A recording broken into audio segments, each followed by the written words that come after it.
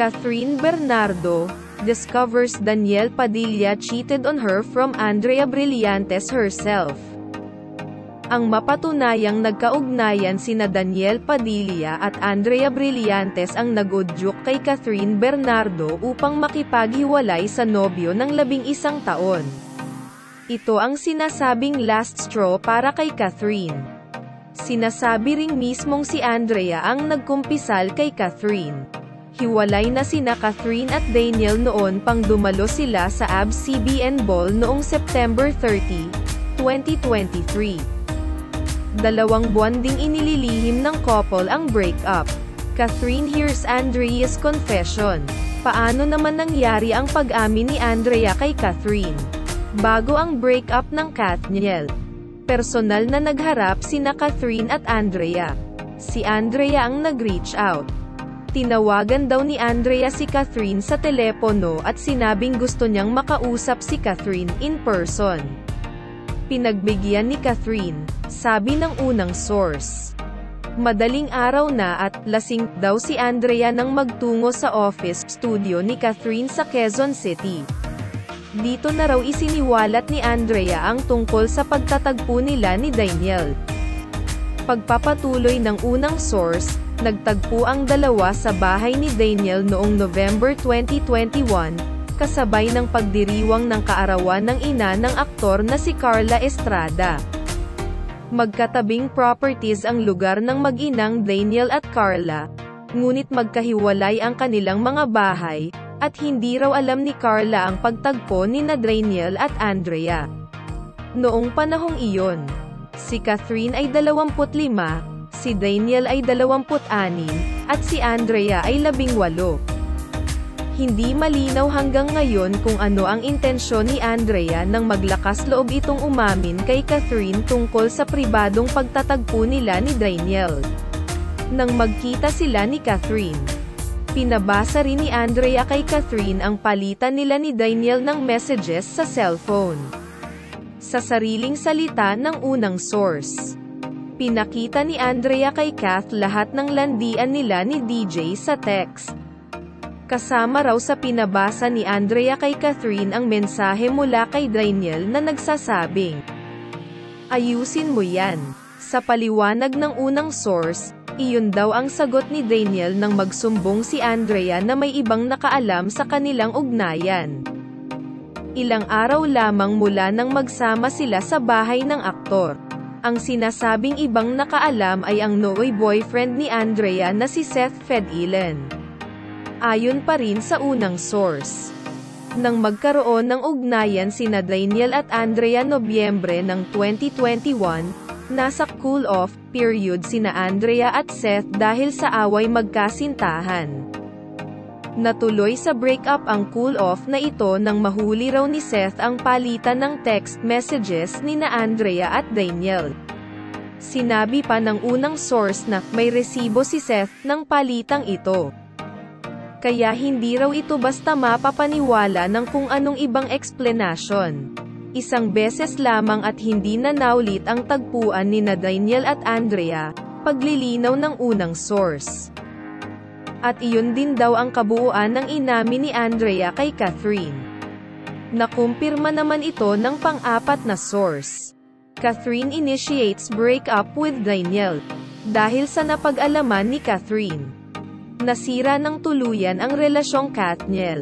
Masakit na masakit daw para kay Catherine ang malamang nagtaksil ang nobyo.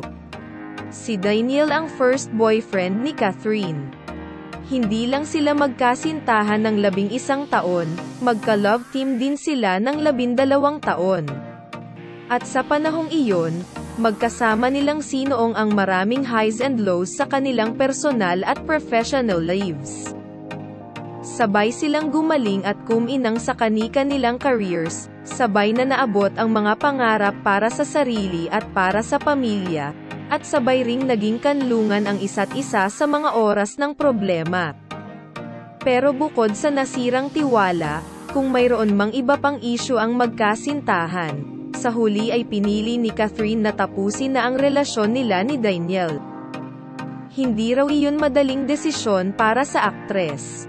Mahal pa rin ni Kath si DJ. Pero ayaw na niya, tinitiyak ng pangalawang source. Dumating daw si Catherine sa puntong, enough is enough, ayon uli sa unang source. Keeping the breakup under wraps. Hindi malinaw ang eksaktong petsa ng hiwalayang Daniel at Catherine. Noong September 1, 2023, base sa IG post ni Catherine. Magkasama pa silang dumalo ni Daniel sa Omega European Masters, isang golf tournament sa Biel, Switzerland, kasama ang mag-asawang Maja Salvador at Rambo Nunez. Ang tanging siniguro ng pangatlong source sa pep.ph ay officially break na, wala na sina Catherine at Daniel nang dumalo sila sa ABS-CBN Ball noong September 30 ng taong ito. Sa event na iyon, matatanda ang naging palaisipan sa mga sumusubaybay kung bakit solong naglakad sa red carpet si Catherine at gayon din si Daniel. Ito ang unang pagkakataong nangyari iyon. Dahil mula noong 2012, na unang taong naging magkasintahan sila, ay lagi silang sabay rumerampe sa red carpet ng annual ball, na dating kilala bilang Star Magic Ball, bago ito pinangalanan ng network na ABS-CBN Ball, noong 2018. Magkasunod lang naglakad sa red carpet sina Catherine at Daniel at nagpang-abot din sila sa interview section ng red carpet. Pero kahit magkatabi ang dalawa, mapapansin sa kanilang body language na may konting distansya, walang hawak kamay o akbay at tila hindi dumidikit sa isa't isa. Nagngingitian man ay tipid ito. Di gaya ng dati nakita ang pagka-sweet at pagka-inseparable nila sa isa't isa. Nadisimula ang hindi nila pagsabay sa red carpet nitong ABS-CBN Ball 2023 dahil may nagsasabing posibleng hinayaan lang nilang mapunta ang spotlight sa new love teams na ram-ampang magkasabay. May iba rin namang couples na piniling mag-solo sa red carpet, maaari ngang to shine on their own at hindi matuon ang focus sa love life lamang. Namataan sa red carpet si Daniel na nag-volunteer pang kumuha ng picture ni Catherine kasama ang A Very Good Girl co-star nitong si Dolly De Leon. Nakunan din silang magkasama. Base sa official photo na inilabas sa socials ng Star Magic, ang talent management arm ng ABS-CBN na parehong kinabibilangan nila. Hindi malinaw kung paano ang galaw nila sa loob ng ballroom dahil restricted iyon sa media. Sa pagitan ng ABS-CBN Ball 2023 at sumunod na 2 buwan, nanatiling tikom ang bibig nina Catherine at Daniel sa pinagdaraanan nilang isyong personal. Pero pagpasok ng unang linggo ng November 2023, umingay ang espekulasyong hiwalay na ang mga ito at ang itinuturong third party ay si Andrea. Sa YouTube vlog ni OG Diaz noong November 8, binanggit ni OG ang aniyay unverified information ng pag-uugnay kina Daniel at Andrea, na ang pinagselosa ni Catherine ay si Andrea Brillantes. May nagchika pa sa akin na nagkikita ng lihim si Daniel at si Andrea, saad ni OG. Ang huli ay pinabulaanan naman ng sources ng pep.ph. One-time fling daw ang kina Andrea at Daniel. Hindi na ito nasundan. Sa gitna ng kontrobersya, tahimik lang sina Catherine at Daniel, at pati na si Andrea.